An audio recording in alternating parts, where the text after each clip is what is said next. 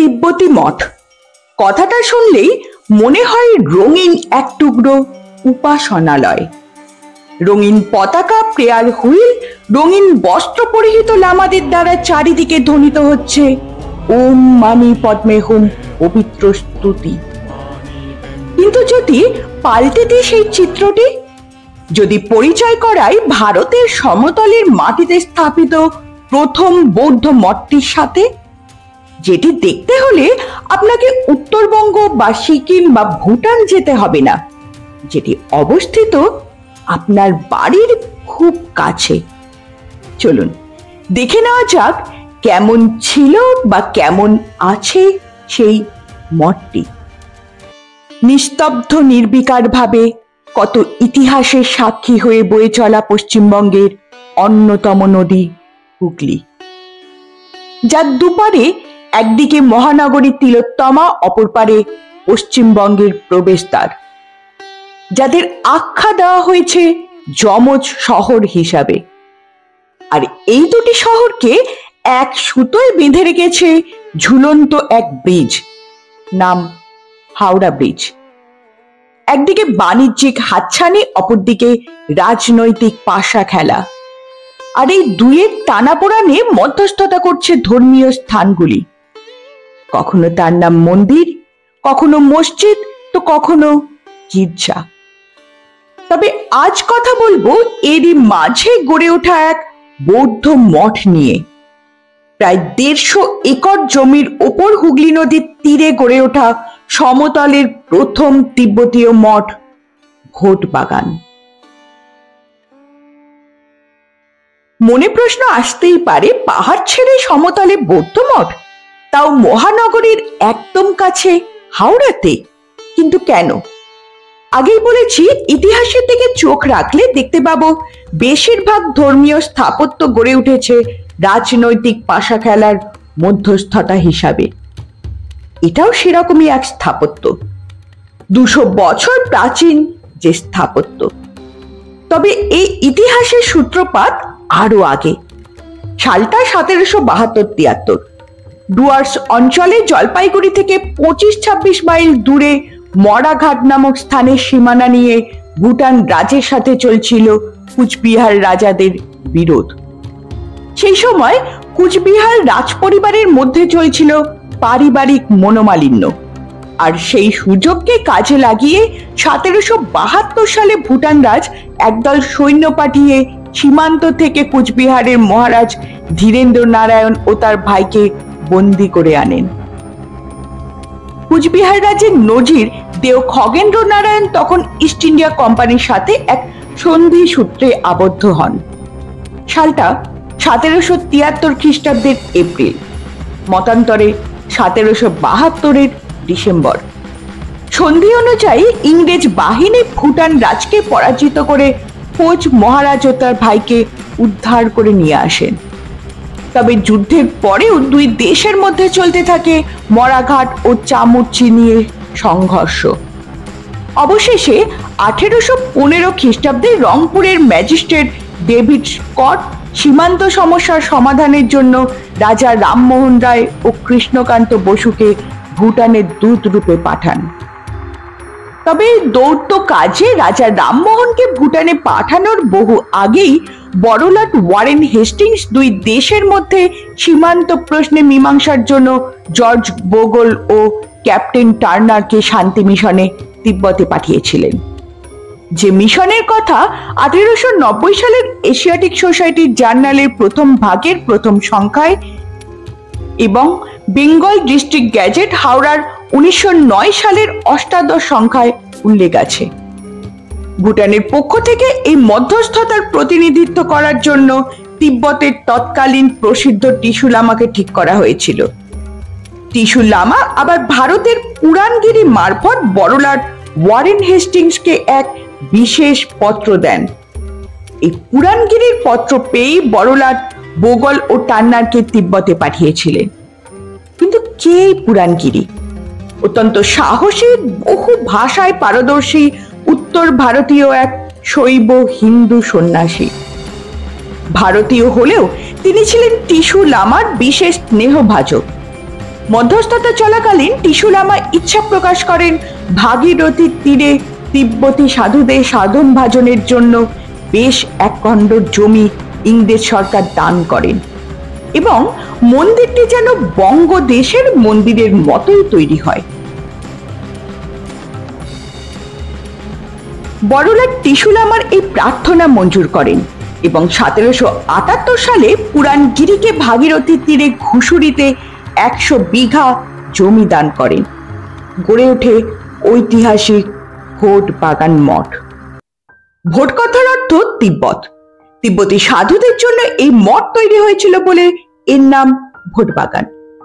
পশ্চিমবঙ্গের সংস্কৃতির লেখক বিনয় ঘোষ বলেছেন 150 বিঘা জমির উপর ভোট বাগান, 50 বিঘা শোভাবাজারের মহারাজ নবকৃষ্ণ ও আন্দুল রাজবংশের রাজচন্দ্র রায় জমিদারির অন্তর্ভুক্ত বলে উল্লেখ করেছেন। 4খানি সনদে এই জমি দান করা হয়। 3 ও 4 নম্বর সনদে ইস্ট ইন্ডিয়া কোম্পানির শিল আছে দেওয়ান হিসাবে, সঙ্গে আছে ওয়ারেন হেস্টিংসের স্বাক্ষর। ভোটবাগান মঠটি আসলে বৌদ্ধ মন্দির হলেও এর গঠন পদ্ধতি কিন্তু হিন্দু মন্দিরের অনুরূপ। মঠের মধ্যে ছিল আর্যতারা, মহাকাল ভৈরব, পদ্মপাণি সহ বিভিন্ন বৌদ্ধ তান্ত্রিক দেবদেবী। ধাতু নির্মিত মহাকাল মূর্তিটি স্বয়ং টিসু লামা তিব্বত থেকে পাঠিয়েছিলেন, সাথে দিয়েছিলেন প্রচুর সম্পত্তি। যে লোভেই 1793 সালে এই মঠে হয় এক দুঃসাহসিক ডাকাতি, যাতে নিহত হন মন্দিরের প্রাণ প্রতিষ্ঠাতা পুরাণগিরি। চুরি হয় মহাকাল ভৈরব মূর্তিটি। প্রতিষ্ঠাকাল থেকেই মন্দিরটির পরিচালনার ভার ছিল 10 নামী সম্প্রদায়ভুক্ত শঙ্করাচার্যের গিরি সম্প্রদায়ের সাধুদের হাতে। তবে আজ না আছে এই মঠের গৌরব, না আছে সেই চাকচিক্য। শুধুমাত্র অতীতের ভার বুকে বহন করে নির্বিকার ভাবে দাঁড়িয়ে ভোট বাগান মঠ। পরবর্তীতে প্রচুর মামলা মোকদ্দমা হয়। মঠের অধীনে আজ আর অত সম্পত্তিও নেই। তবে প্রথমেই বলেছি, এই মঠ শুধু ধর্মীয় ভাবাবেগ থেকে নয়, ধর্মের আড়ালে চলেছিল রাজনৈতিক পাশা খেলা, যার উল্লেখ না করলেই নয়। আগেই বলেছি, রামমোহন রায় ও কৃষ্ণকান্ত বসুকে ভুটান রাজের কাছে দৌত্যকর্মে পাঠানো হয়েছিল। শীতকালের ওই প্রচন্ড ঠান্ডা উপেক্ষা করেও তাদের ভুটানের রাজধানী পুনাকে উপস্থিত হতে হয়। তবে 1815 সালের শেষ ভাগে কৃষ্ণকান্তের আগেই রামমোহন রংপুরে ফিরে এসে জেলা ম্যাজিস্ট্রেট মিস্টার স্কটকে বিস্তারিত সংবাদ জানান। এখন মনে হতেই পারে, মিস্টার বোগল ও টার্নারের মিশনে যাওয়া সত্ত্বেও কর্তৃপক্ষ রামমোহনকে কেন ভুটানে পাঠিয়েছিলেন? সীমান্ত বিরোধ মীমাংসায় কি তার উদ্দেশ্য ছিল, নাকি উদ্দেশ্য অন্য কোনো? এই মন্তব্যের সমর্থনে ব্রজেন্দ্রনাথ বন্দ্যোপাধ্যায়ের লেখা রামমোহন রায় গ্রন্থে পাওয়া যায়, তখন ইংরেজ সরকারের সহিত নেপালের যুদ্ধ চলিতেছিল। ভোটরাজ নেপালের সহিত যোগ দেবার সংকল্প করিয়াছিলেন। এই সংবাদ ইংরেজের কানে পৌঁছেছিল। এই অবস্থায় গোপনে ভুটান অঞ্চলের রাজনৈতিক অবস্থান সন্ধান লওয়া এবং কৌশলে ভুটান রাজ দেবরাজকে নিরস্ত করাই রামমোহন দৌত্যের উদ্দেশ্য ছিল বলিয়া মনে করা হয়। তবে আজ এই ঐতিহাসিক জায়গায় পৌঁছতে আপনাকে বেশ বেগ পেতে হতে পারে। ভোটবাগান মঠ বললে কেউই এই স্থানে আপনাকে নিয়ে যেতে পারবে না। বলতে হবে গোসাইঘাট, যার পাশে এই মঠ। তবে নাম হিসাবে লেখা শঙ্কর মঠ, পরিচিতি মহাকাল মঠ নামে।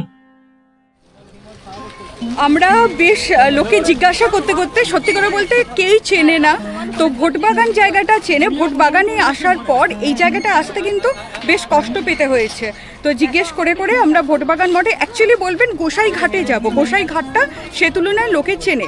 গোসাইঘাটের পাশেই হচ্ছে ভোটবাগান মঠটা। ছোট লোহার গেট দিয়ে ভিতরে প্রবেশ করলে সামনেই চোখে পড়বে বিস্তীর্ণ মাঠ।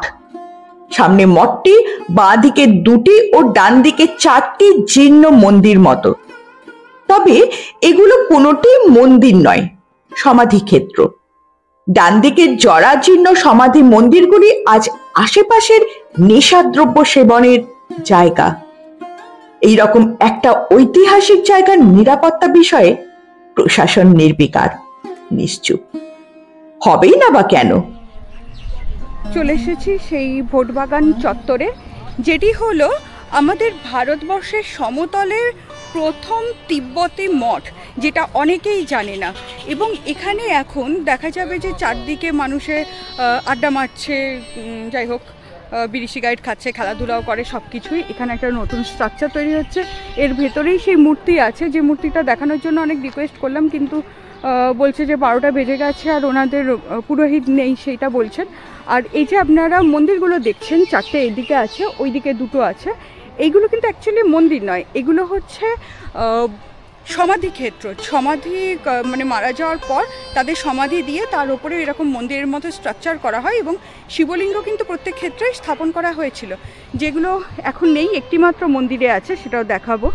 এদিকে যে 2টো সমাধি ক্ষেত্র আপনারা দেখতে পাচ্ছেন, তার মধ্যে এখনো পর্যন্ত একটাতে শিবলিঙ্গ স্থাপিত আছে, যেটা পুজো করা হয় এবং যেটাকে কিছুটা সিমেন্ট করে কালার করা হয়েছে। ওদিকে চলুন একটু আপনাদেরকে দেখিয়ে আনি। তারপর আরেকটা তার বাঁদিকে যেটা আছে, ওর ভেতরটা একটু আপনাদের সঙ্গে শেয়ার করব।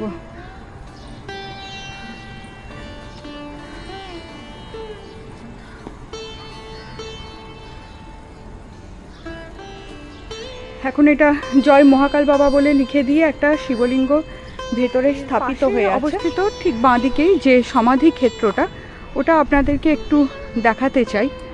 দেখতে পাচ্ছেন তখনকার দিনে বাংলা ইট দিয়েই তৈরি করা হয়েছিল, এবং এখানে শিবলিঙ্গের একটা লিঙ্গটা বসানোর মতো জায়গা করা আছে, ঠিক কথাই, কিন্তু এর তলায় কিন্তু সমাধিই আছে, সমাধি ক্ষেত্র এটা। আর ওপরটা দেখতে পাচ্ছেন গম্বুজটার। কিছুদিনের মধ্যে হয়তো সবটাই সম্পূর্ণরূপে ধ্বংস হয়ে যাবে। প্রবেশ করলাম জীর্ণ মঠের ভিতরে। সামনেই চোখে পড়ল কলকাতা হেরিটেজ সাইটের বোর্ড। শুধু বোর্ডটুকুই, রক্ষণাবেক্ষণের দায়িত্ব তাদের নেই। তো মন্দির একটু খুলে দেওয়া হয়েছে ওনাদের রিকোয়েস্ট করাতে। তো চলুন ভেতরটা, মন্দিরের ভেতরটা একটু আপনাদেরকে দেখানোর চেষ্টা করি।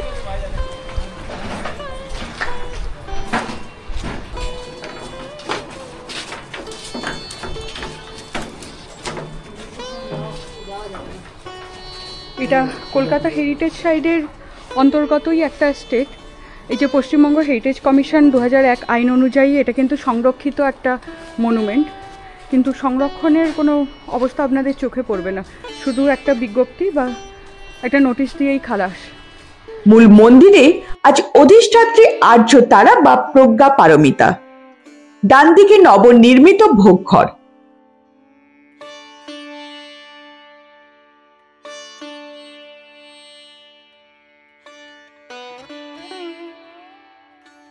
বাঁদিকে দ্বিতল বিশিষ্ট কাঠামোটি মজবুত হলেও আজ ধ্বংসের পথে। আজও এটা রক্ষণাবেক্ষণ করলে ইতিহাস ও আধুনিকতার সংমিশ্রণে এটি হতে পারত এক উৎকৃষ্ট ঐতিহাসিক পর্যটন স্থল। কিন্তু না, সেই চেষ্টা কারণ নেই। হয়তো কালের করাল গ্রাসে ধূলিসাৎ হয়ে যাবে শীঘ্রই। আমি প্রিয়াঙ্কা, আপনাদের মানস ভ্রমণের সঙ্গী। দীপান্তর দ্য এক্সপ্লোরারকে সঙ্গে নিয়ে আমি পৌঁছে যাই ভারত তথা পশ্চিমবঙ্গের বিভিন্ন প্রান্তে। দেখানোর চেষ্টা করি সেখানের ইতিহাস ও নির্ভেজাল প্রকৃতিকে। তাই ভিডিও ভালো লাগলে অবশ্যই লাইক, সাবস্ক্রাইব এবং শেয়ার করে পাশে থাকার অনুরোধ রইল। অসংখ্য ধন্যবাদ সম্পূর্ণ ভিডিওটি দেখার জন্য এবং সঙ্গে থাকার জন্য।